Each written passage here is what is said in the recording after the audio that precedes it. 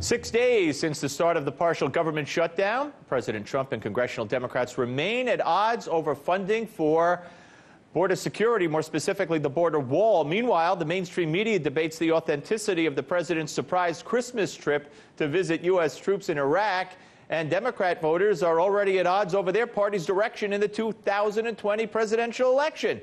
Nothing going on.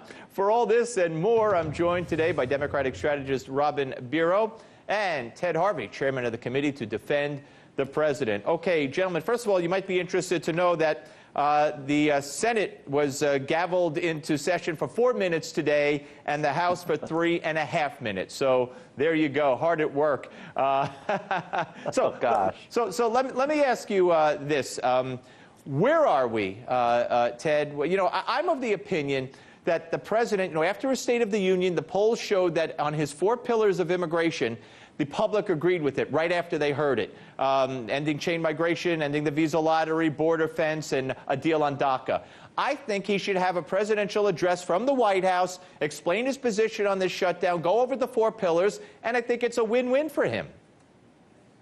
It is a win-win. If you look at what happened a year ago, when that's what he brought before Congress, was just those 4 issues, you saw Chuck Schumer shut down the government and say he's not going to do anything. All he's going to push is DACA to reward people who came here illegally.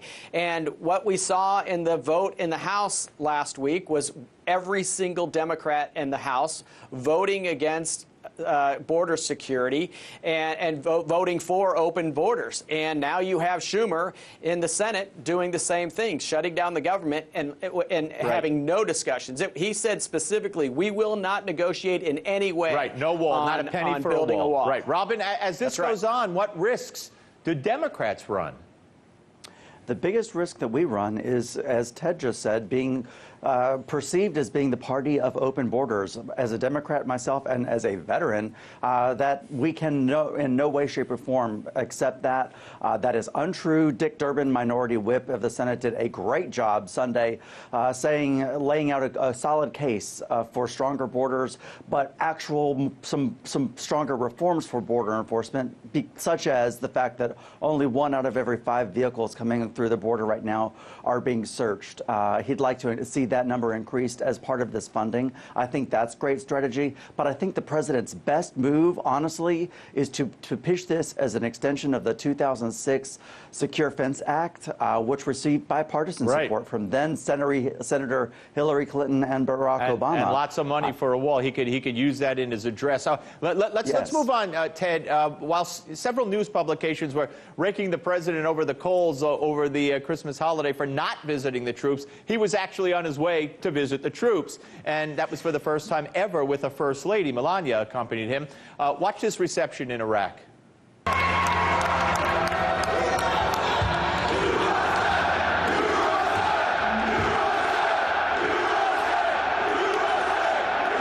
Nice greeting, huh, Ted?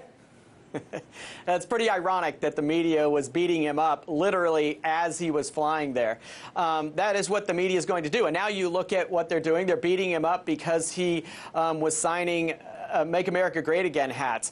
Doesn't matter what the president does, the media in America right now is doing everything they can to try to destroy this president. And I think it speaks more about them and where they are in our country than it does about the president. But I think the fact that he is there is important for our troop morale. I think it's important for any president. And I think every president that's been there, whether it was Bush or Obama or Trump, they're going to get that kind of reception when the commander-in-chief comes to visit them. Yeah, Robin, I mean, you know, as Ted mentioned, he was signing Make America Great Again hats, which by all accounts, pool reporters there said they were the soldiers' hats, the troops' hats. They weren't given out by the president. And CNN went on this tirade that this is abhorrent. You know, you can't do that. Now it's a political event. How dare he? When every president signs autographs, who cares where he signs it?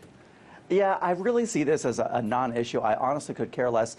Now, there is the minor issue that while you're a service member, you're not allowed to engage in campaign activities. So there's that. But who cares about this issue?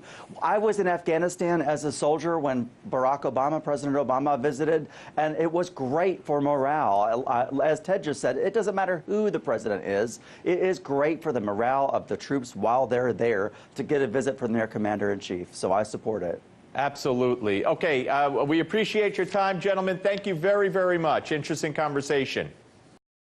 Hey YouTube, thanks for checking out our channel. We hope you enjoyed the video. We have tons of content for you just like this. For more of RT America's one-of-a-kind news and analysis, be sure to subscribe and never stop questioning more.